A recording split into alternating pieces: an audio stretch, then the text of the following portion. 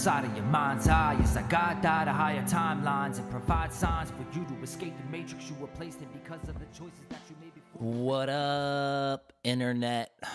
What's going on? My name is Ryan, and you are now tuned in to the motherfucking Truth Hurts Cast. This is episode 3. And I wasn't going to do this today, man, because I have a pain in my tooth that is just next level. But you know what? Forge forward, as they say. Can't let things like that stop us. We got to keep going, keep moving. Keep on keeping on, as Joe Dierte says. Anyway, so this third episode, we're going to talk about the power of choice and how that power can be used for your ultimate good or the detours that you take in your life. So it can go either way. And choice is like, we all have choices, right? That's obvious. But unbeknownst to us sometimes that these tiny, tiny decisions that we make, these real small, insignificant things that we think don't mean anything, have massive results and massive changes and massive effects on our lives. And a small decision, or even a large decision, can and will sway the path that you move forward on from the point you make that decision. Now, everybody's experienced it in one way or another. And there's 2 places you can make those choices from. You can make those choices from a place of love or a place of fear. The great Tony Robbins was actually one of the first people to bring that to my attention. And if you don't know who he is, you should go check him out. He wrote an amazing book called The Awakening the Giant Within. And that book did wonders for me in the form of realizing how to control emotions and things like that, and how to effectively make choices that are for your long-term benefit. Now, that's the thing. When you're making choices, when you're going to decide on a thing, either this or that, it's extremely important, if you want to make an effective decision and one that's going to benefit you and your soul's purpose and for your highest good, because there's decisions that you make that end up making you perceive things as being bad or not good in the way of troublesome experience that follows the said decision. Now, ultimately, those types of decisions where you fall upon times like that can also be extremely at the core of those decisions for your highest good. Although it seems those decisions bring chaos, that chaos gives birth to the phoenix, so to speak. And then there's this decisions that you innately know inside of yourself, like, I have to make this decision. And it may lead to just straight positive results from the get-go all the way on through. But those don't happen often. Maybe in smaller decisions, but when you're making like a life choice, or really anything that's holds a high emotional value for you, anything that's going to do that is going to come from that place of either fear or love. And when you break it down like that, you can start to see within yourself how you react, because it's always important when you're making a decision, especially something that's large, and maybe not always for the smaller decisions in your life, but even those, each decision in your life is a vector point. And I just had this realization the other day. Each decision you make is a vector point that pivots your life in one direction or the other. And no matter what you do, no matter what you choose, and even though this is a free will plane of existence that we're taking part in, you have a certain purpose that you're meant to fulfill. And it's not to say that maybe in this life you won't exactly get to that point, but that's what other lives are for. But anyway, you can choose a thing from the least constructive point of view to make that choice from, okay? And that's going to lead you on a detour, but ultimately you're going to learn what you need to learn no matter what, and you're going to get to where you need to be. No matter which decision you make, that's what's going to happen. Some ways just take longer than others to get where you're going, and sometimes you make the right choices. And I don't even say right choices, because there's no right or wrong choice. But there is a constructive way to choose to lead you through the path of least resistance. And who wouldn't want that? Who really feels like fighting through the thorns and the thickets to get to the outskirts of the forest, so to speak? I mean, but those times also, those benefit you in the way that you learn more, like I've talked about on the first podcast, lightly. You learn more from those situations, and it tests who you are as a person in those situations. You're able to learn about yourself in those situations in ways that you couldn't otherwise. You're able to see just how much shit you can take, your level of resilience and the strength of your mind. And you can also learn that in the other way, from the positive things. And the beautiful thing about a positive situation or a positive experience that follows choice, because experience always follows choice. The first step is imagination, thinking, contemplating.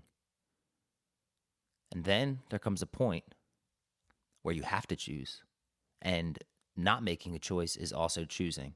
So don't forget that. But the second part to that is choosing. And then experience follows that. So that's how we create our reality, because we're making choices all the time. You're thinking about whatever it is you're thinking about, whatever you're contemplating, whatever your choice is going to be, whatever you're trying to weigh the options of. That always leads you to either this or that. And there's gray areas too, because life is the spectrum in between black and white. I don't really think life is black and white. But you're thinking about these choices. Should I do this? Should I do that? You know what I mean? You're not sure. And in between all those stages, in between the thinking stage, there's it's almost like a moment of pause, so that it's like the universe is giving you that time to get ready, to fully prepare yourself, especially before the choosing stage, the choosing to experience stage. There's a point between those two stages where, especially there, that you're given this time. Actually, they're in between both. It's the in between times, and those times are important as shit, because that's where you really find out your inner strength. When you're thinking, you're in that first stage of thinking and contemplating and figuring out what choice is going to work, which, you know what I mean? Then you're in that in-between stage where you're leading up to having to make that choice. And in between that time is where you find out how strong you are, because if you decide in yourself, I'm going to choose this way, And then that period of limbo, so to speak, happens, or you're given the time to really truly think it over. You could be swayed. Say, I want to go this way, but then eventually the fear kicks in or something like that, and then you end up choosing that way out of fear. And then your choice, and that's your choice, and then it leads to, whatever experiences that lead to. So then you choose a choice, or you choose an option. And then there's the in between of, especially in, heavy, emotionally charged decisions or life altering decisions. Well, all of them are life altering, but I mean the ones that are hugely significant. There's that in between stage where your one foot is in the you from before, and then the middle of you is in that middle void, and then your other foot is in the beginning. So you're waiting. You're in a period of, I don't even want to call it waiting. It's in a period of. That's when your period of flux begins, because all the old things that you are and were start to drop away, and you start moving forward into the experience of the choice that you just made. So with that being said, I'd like to talk a little bit about, how to effectively make a choice. And this is just through research that I've done into what and where decisions come from. Like, why do we choose the things that we choose? Is it destiny, fate, whatever? And in a way it is, but in a way it's also free will. Because in all those situations, no matter what, whether perceived negative or positive, you always can choose. You always have the power to choose how you feel. And that goes for anything experientially, for life. You can always choose how you feel. The world could be falling down around you, and you could be like, I'm going to be positive. And that leads to your power of choice, and that leads to, you being able to attract more positive things into your life if you're not in a place where you want to be. But I digress.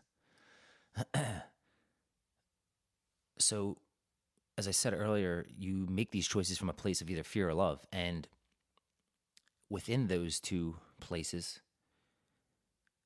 you're making a choice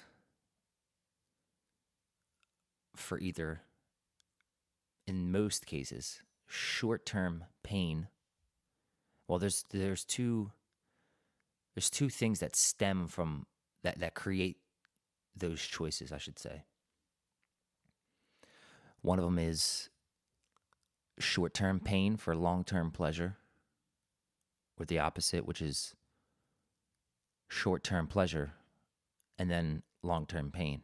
And there's variances in those, but those are the basic degrees in which you can base your decisions from.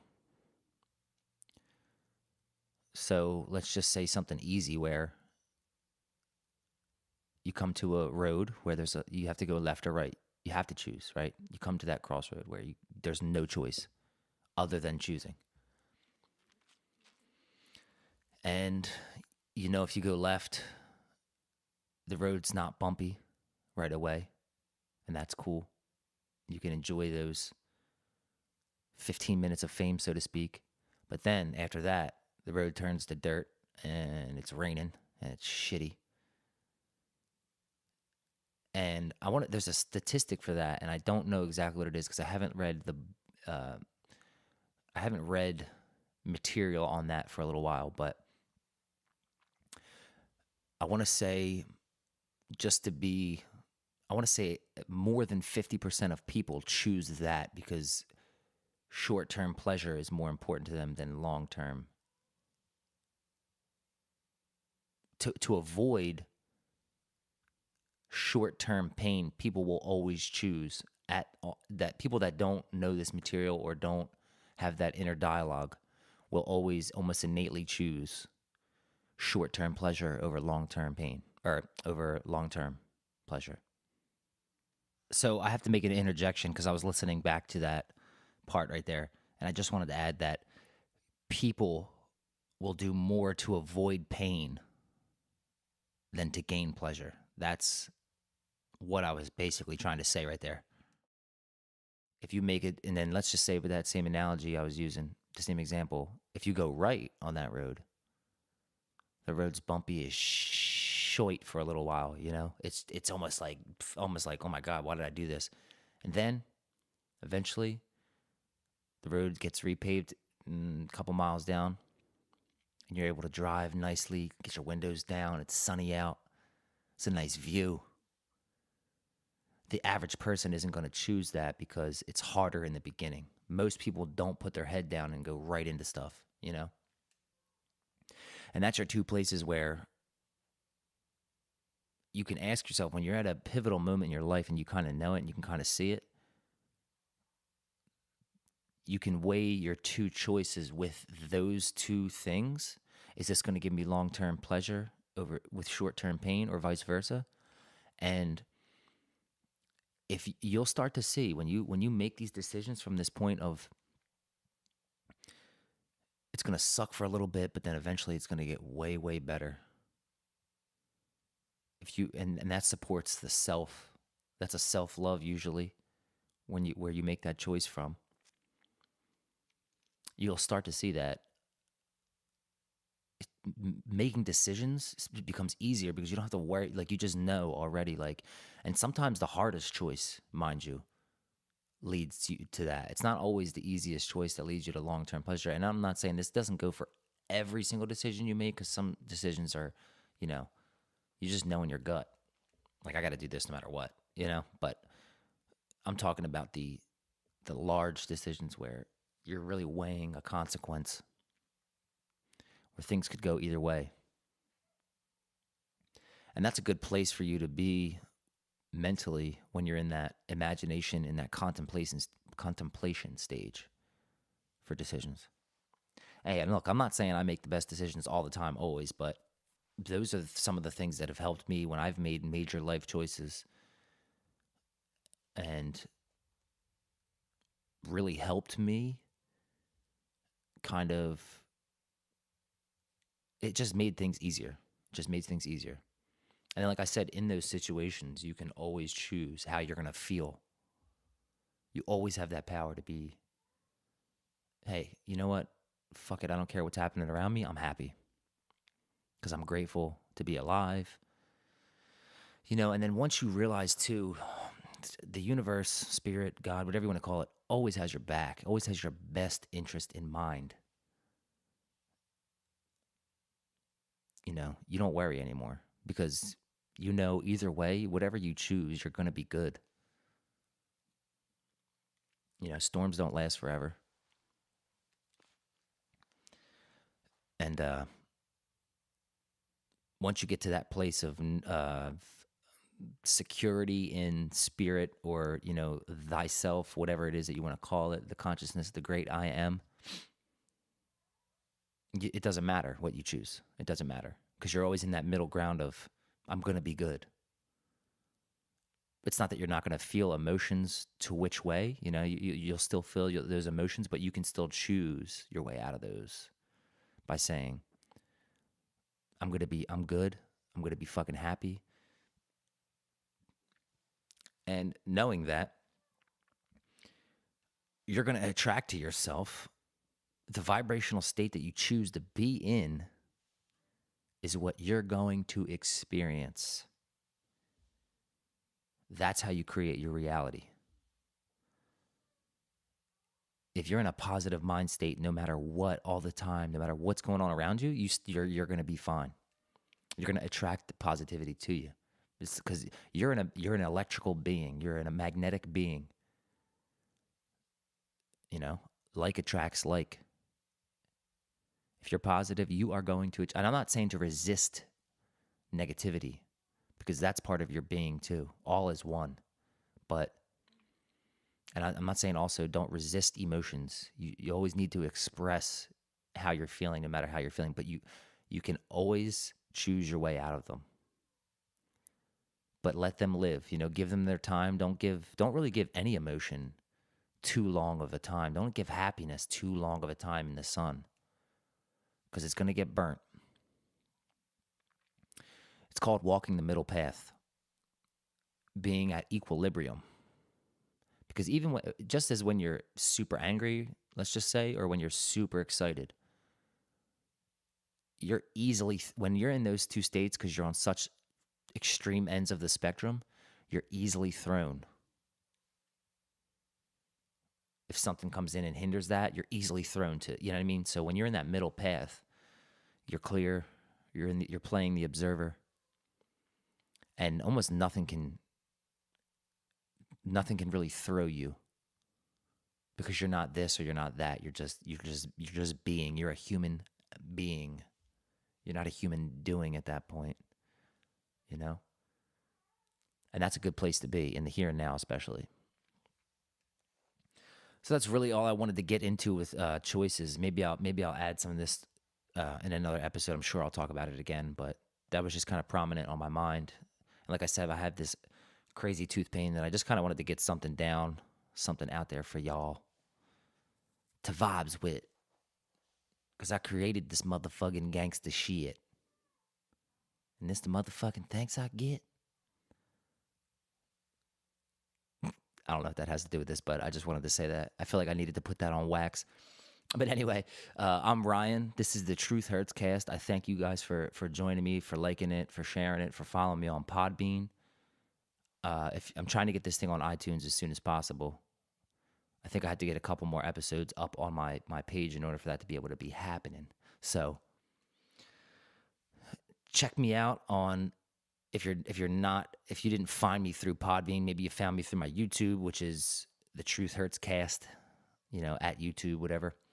The website for Podbean is the Truth Hurts, HERTZ.podbean.com. Like I said, thank you guys for checking me out. You can follow me on Instagram at the same thing, the Truth Hurts cast. It's all the same. I'm going to eventually get a Twitter, but I probably won't keep up on that because I'm terrible with social media. So, but thanks for listening. Thanks for checking me out. I hope everybody has a blessed day. I love all of you. Peace. Let it all go. Fear. Doubt. Despair. Free. I am the Oracle. I am the